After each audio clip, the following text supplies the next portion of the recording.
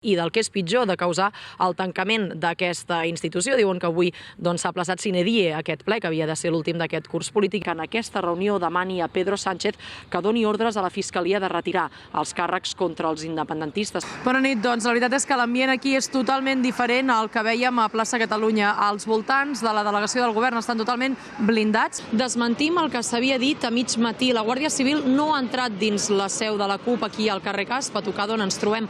El que han fet és escorcollar dos cotxes que hi havien a fora d'aquesta seu. En qualsevol cas, el president assegura que totes aquestes accions repressives per part de l'Estat, que assegura són vergonyants i es recordaran per sempre. En total, en aquest Palau de Congressos de Brussel·les hi ha 5 sales destinades a seguir les eleccions del 21 de desembre. Ha començat sent un clam demanant la llibertat de Fort Junqueras i també dels altres consellers i líders polítics empresonats. L'opció majoritària ara mateix és la independència, si més no, entre els encastats. La volen un 36% dels consultats, però també per part del mateix Puigdemont a través de fotos que feien pensar que potser s'estava plantejant d'anar demà a aquest ple d'investidura. A partir d'aquell moment, Roger Torrent ha de començar una ronda de contactes in extremis i una vegada el president del Parlament proposi oficialment el nou candidat, una ubicació però que s'ha canviat una mica respecte a la de la setmana passada. Aquí a Lledoners s'ha fet a dalt d'aquest petit turó precisament perquè des de la presó que ens queda al darrere els presos poguessin escoltar els parlaments i els càntics. I donem fe que ha estat així.